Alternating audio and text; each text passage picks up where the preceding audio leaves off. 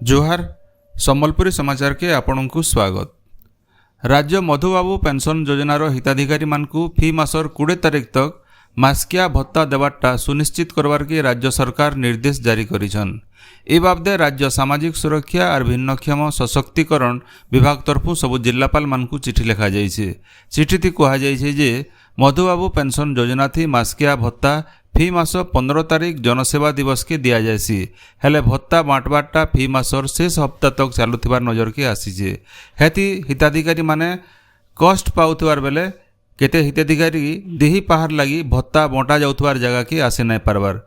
फी मासर 20 तारिख तक हिताधिकारी मानकु भत्ता जनता निश्चित भावे मिलवा हेटा जिल्लापाल माने व्यक्तिगत हस्तक्षेप निश्चित करबार के चिठी थी कहा जाइछे। राज्यर भिन्न भिन्न इलाका नो डेंगू बेमारी देखबार के मिलुथिबार नु सरकार नमूना परीक्षा के बढ़े देछन।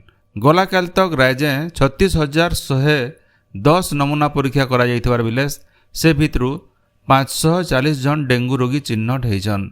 से भितरे खोर्धा जिल्ला नो 134, बलांगीर जिल्ला नो 71 और सुंदरगढ़ जिल्ला नो 53 जन डेंगू रोगी चिन्हट होइतिबार स्वास्थ्य विभाग तरफु कहा जाइछे। सियाड़े बुर्ला भीमसार डाक्तरखाना नो चिन्हट होइतिबा 2 जन डेंगू रोगी भल होकर घर के फिरिछन। हेले राज्य सरकार निर्देश थी डाक्तरखाना नो 15,000 गोटे स्वतंत्र डेंगू वार्ड खोला जाइछे बोली डाक्तरखाना अधीक्षक प्रोफेसर लालमोहन नायक सूचना देछन। भारतीय प्रबंधन प्रतिष्ठान IIM सम्बलपुर तरफु आंचलिक भाषा थी छोट व्यवसायी मानकु बिजनेस मैनेजमेंट प्रशिक्षण दिया जाउछे। ए कार्यक्रम थी पश्चिम ओडिशार 25 जन बुनकार 12 दिनिया प्रशिक्षण कार्यक्रम आयोजन करा जाइछे। से थी सेमानकु डिजाइन बयन और डिजिटल मार्केटिंग बाबदे तालीम दिया जाइछे। राजर कलाहांडी तालचेर और जाजपुर मेडिकल कॉलेज खूब जल्दी चालू हेबार संगे सेनो रोगी सेवा मूल हेबा बोली स्वास्थ्य और परिवार कल्याण मंत्री डॉक्टर मुकेश महालिंग कहिछन। गलाकाल कटकनो Odisha medical college teachers association ओमटार साधारण परिषद बैठक थी जोग देकरी मंत्री डॉक्टर महालिंग कहिछन जे राज्य एसएनका 11टा मेडिकल कॉलेज और अस्पताल काम करुचे। जाजपुर मेडिकल कॉलेज थी 50टा सीट थी ना लेखा लगी अनुमति मिली सारी। कलाहांडी और तालचेर मेडिकल कॉलेज रो सीट लगी खूब जल्दी आवेदन करा जिबा बोली मंत्री डॉक्टर महालिंग सूचना देछन। राजस्व और विपर्यय परिचालना मंत्री सुरेश पुजारी आज दिनकिया बरगढ़ जिला गस्तन आसुचन। ई अवसर श्री पुजारी बरगढ़ जिला नो केतेटा नुआ प्रकल्पर शुभ देवार कार्यक्रम रही। श्री पुजारी सकाल बेला बरगढ़ निशामणी हाईस्कूल रो बिल्डिंग, बापूजी स्वतंत्र विद्यालय रो हॉस्टेल और तुरा कॉलेज रो कॉमन रूम तैयारी लगी शुभ देवे।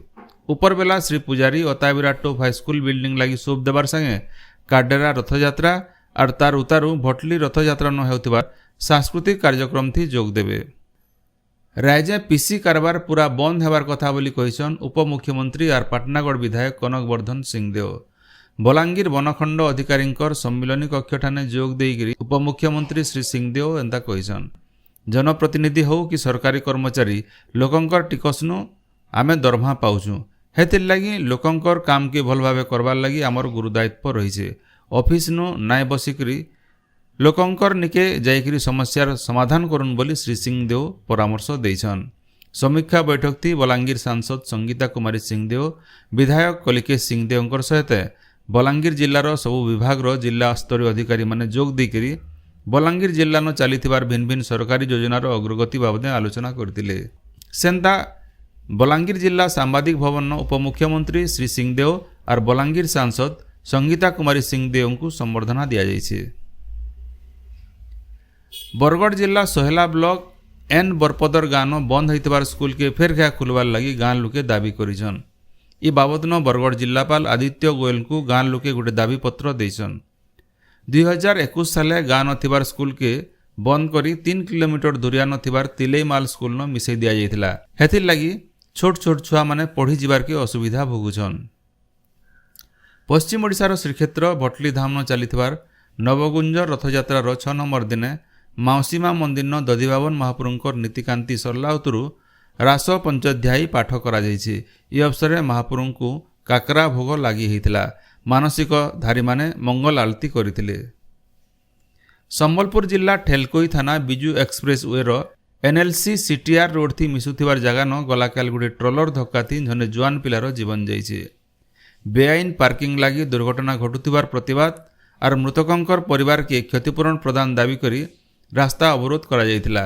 एनएलसी तरफु 1.5 लाख टंका और रेडक्रॉस तरफु 20,000 टंका क्षतिपूरण प्रदान लगी प्रतिश्रुति मिलला उतारू रास्ता रोक प्रत्याहार होता। बरगढ़ जिलार गाइसिलेड न बरगढ़ सांसद प्रदीप पुरोहित और विजयपुर विधायक सनत कुमार गड़तिया सम्मानित करा जायछि। भिन्न भिन्न अनुष्ठान तरफु नुआ निर्वाचित होइतिबार जनप्रतिनिधि मानकु संबर्धना दिया जायतिला। बरगढ़ मेन केनाल बरडोल देवगाँ ब्रिज पासे पान भितरु झनकर मृतदेह उद्धार करा जायछि। से छत्तीसगढ़ महासमुंद्र होइतिबार बेले बरगढ़ तलीपड़ान भड़ा रोहुथिले। ताकर पकेट न गोटे हाथ लेखा चिठी उद्धार करा जायछि। पुलिस तरफु मृतदेह व्यवस्थित कला उतरु घटनार तदंत मूलैछि। बलांगीर जिला कंटाबांजी झाड़ाबांति थी 5 दिन भितर 69 अतका लोग आक्रांत होइछन। कंटाबांजी गोष्ठी स्वास्थ्य केन्द्र गोटे डाक्तरी दल रोगी मानकर चिकित्सा करबार संगे केन कारण लगी झाड़ाबांति होउछे तार अनुध्यान करुछन। सम्बलपुर विश्वविद्यालय तरफु दिया जाउथबार डॉक्टर नीलमाधव पाणिग्राही वार्षिक पुरस्कार लगी दरखास्त आह्वान करा जायछि। दाखल करा जाउथबार बही मूल हिंदी संस्कृत की बंगाली भाषानु सम्बलपुरी कोसली भाषा के अनुवाद होइतबार किंबा सम्बलपुरी कोसली भाषानो मौलिक लेखा होइतबार दरकार बोली सूचना दिया जायछि। 2020 नु 2023 भितरे बही प्रकाशित होइतबार कथा। आवेदन पत्र संगे 100 पृष्ठानु अतका थिबार 5 खंड बही पठाबार लगी आवेदनकारी मानकु सूचना दिया जायछि। 50,000 टंका लांच नेउथला बेले बलांगीर जिला मुख्य जोगाण अधिकारी जी प्रभाकर पात्र विजिलेंस हाथे धरा पड़िकी जेल जाइछन।